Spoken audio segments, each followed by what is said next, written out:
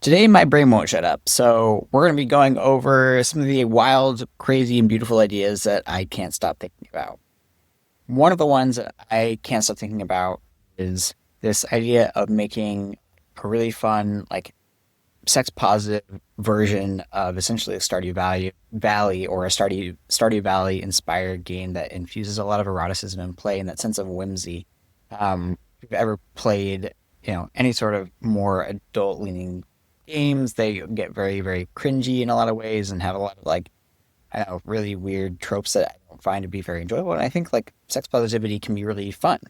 It's something that can be really enjoyable. I'm often also think how to create different erotic parties for people who have never been to a play or sex party before and can find ways to bridge that gap between people who, want to do something a little bit more sexy and fun, and playful and connective and have that erotic energy and that playful energy of participation and trust and play and connection, without needing to like go fully into something, beyond their limits or that is even necessarily fully sexual.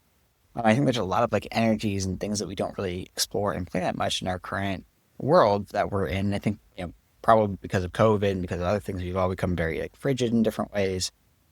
And it feels even vulnerable to share these things because I think about these things a lot of just creating really cool erotic experiences for people that allow them to explore parts of themselves that they might not have otherwise. Like I've even talked with people who are uh, in the strip club industry about like how could you create like a strip club that you're you would feel comfortable bringing your mom to, and that sense of like where there's a sense of fun and play, and it doesn't feel shady or greasy or like it needs to be hidden away from everything, but it can be like part of society in a way that feels positive and enjoyable, almost like a Nintendo of erotica or sex or play or these kinds of things. Um, um, what else? What other ideas are on my mind? A lot. I mean, I think a lot about this idea of Hercules and Omphale. I think of this like redemption arc. I saw this one time where this person was talking about how we have all these like hero myths, but we don't have a lot of what do you call them? We don't have a lot of redemption myths. We don't have a lot of ones who about people who have caused harm, like coming back into and healing through a process. And I was really poignant. I was thinking about like what would that story be, and I thought about like the story of Hercules and Valley because it's a really interesting one. Getting her name right, where basically after Hercules does his 12 trials, he ends up going through and once again murdering people, from getting drunk, and influence from Hera, and then ends up like killing his whole family. And basically, the way that the gods are like the way you can redeem yourself is not to like prove your trials of sort of masculinity and slay more things, so we know you can do that.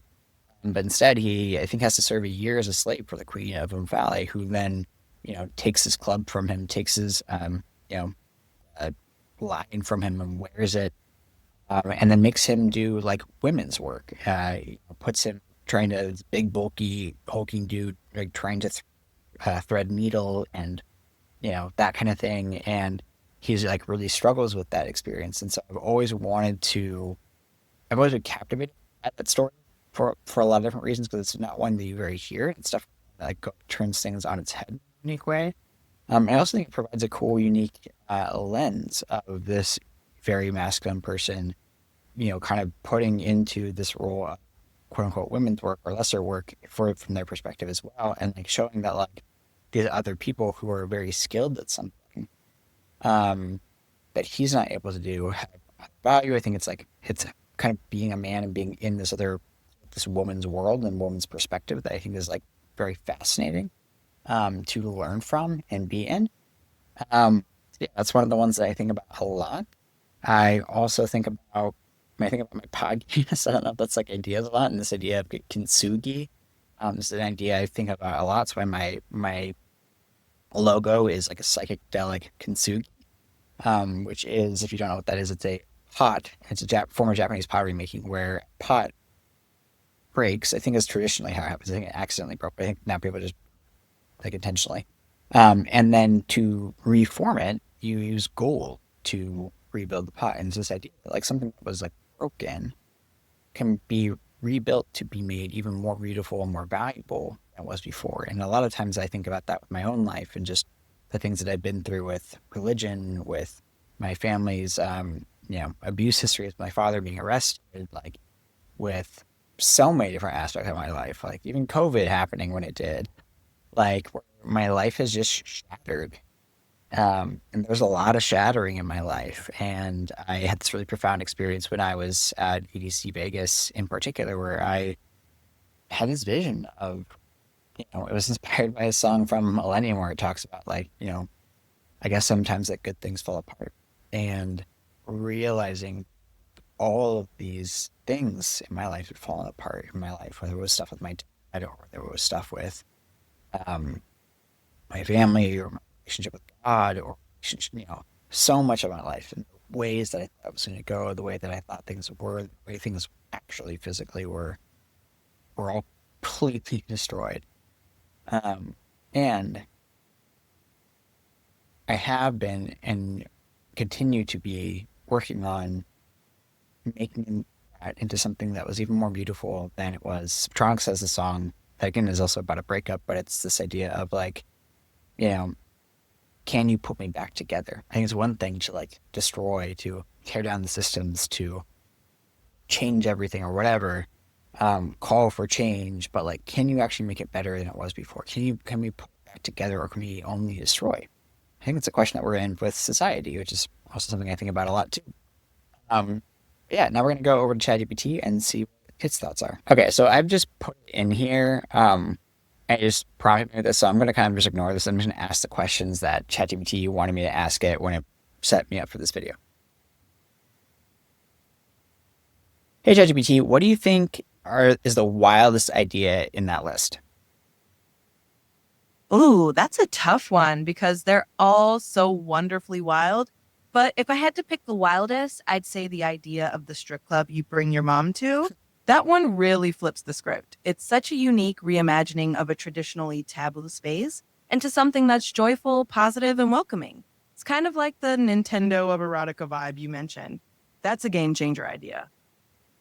Well, thank you. I appreciate that. Um, yeah, I don't know. I really like this idea of making, sex positive things, erotic things fun. And I don't know if I'd ever actually take my mom to it, but it's like that idea of being this thing that like is like societally acceptable and like not something that needs to be shameful or hidden or is in the back alley somewhere. And finding ways of doing that's playful and fun and creative and helps bring people together. I absolutely love that vision. It's so refreshing to think about creating spaces where eroticism and playfulness are approached with joy and openness. Making it all feel like a celebration rather than something hidden away is such a powerful idea. Keep dreaming big and bringing those ideas to life. Thanks, I appreciate it. What's an idea that you can't stop thinking about? Oh, I love that question. One idea that fascinates me is the concept of storytelling cities. Imagine urban spaces designed so that every street, building, and park tells a unique story. Maybe through interactive art, augmented reality, or community driven projects, you'd feel like you're walking through a living, breathing narrative. It's a way to blend culture, technology, and human connection into the fabric of everyday life. It's a little whimsical, but hey, that's where the magic is, right? I love that idea. I think that's really cool. It makes me think about what my buddy talks about with UX design and just like the world being this like user experience that's like kind of created by God. And I'm also really big in like how do we create really interesting interactive spaces in general, not just purely erotic ones, but like I always imagine like a cafe where it was like completely sun blocked out and there was no clocks in the inside and you had to check your phone in at the door before you could even actually go in. And you only take your credit card with you so you can buy coffee or whatnot. But then it's just like it's completely, kind of protected from public view, and also there's no phones, and no sense of time in there, right? And so you can bring a journal in if you want. You can bring a book, or you can connect with people just to have this space where it's like intentionally no phones and intentionally takes you out of time, I think would be I don't know, a fascinating, interesting experience. Oh, that sounds like such a beautiful and immersive concept. A phone free cafe that's intentionally timeless and shielded from the outside world would be such a unique retreat. It really encouraged people to be present, connect with each other, or just dive into their own thoughts without distraction. It's like a little sanctuary where time doesn't dictate your experience. I think that could be truly transformative for people. Awesome. Well, I'm glad that you liked the idea. And I like the idea of calling it like the Timeless Cafe. I think that's a cool name. One last little piece from the original request for this. So, the bonus question is to let you challenge me with a weird one. That's what it says. So I don't know what that means, but you can interpret that however you want. I love a good challenge. So here's a quirky one for you. If you had to create a new ritual or tradition that combines your love for music festivals, your passion for kink, and your fascination with mythology, what would it look like? Feel free to get as wild and imaginative as you want.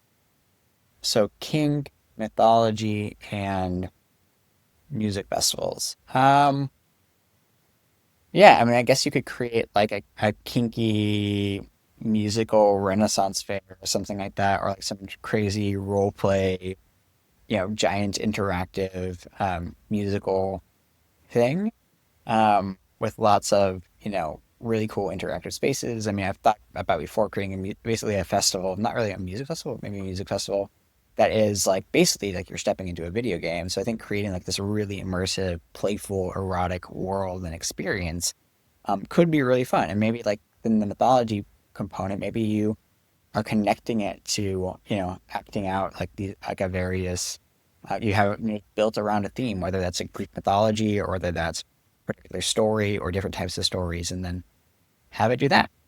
What are your thoughts on that? I absolutely love that. A kinky musical Renaissance fair meets immersive video game world sounds like an incredible concept. You could have different zones themed around various mythologies, each with its own interactive experiences, performances, and playful challenges.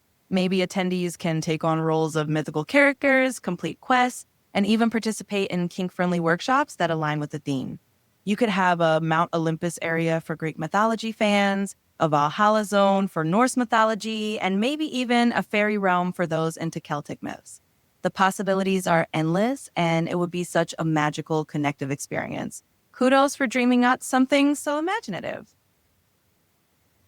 Thanks. I appreciate that. Yeah, that sounds like it could be really fun. And I always love the idea of giving people quests because I think that encourages people to challenge and break out of their boxes. But what do you think? Any of the ideas spark something in you?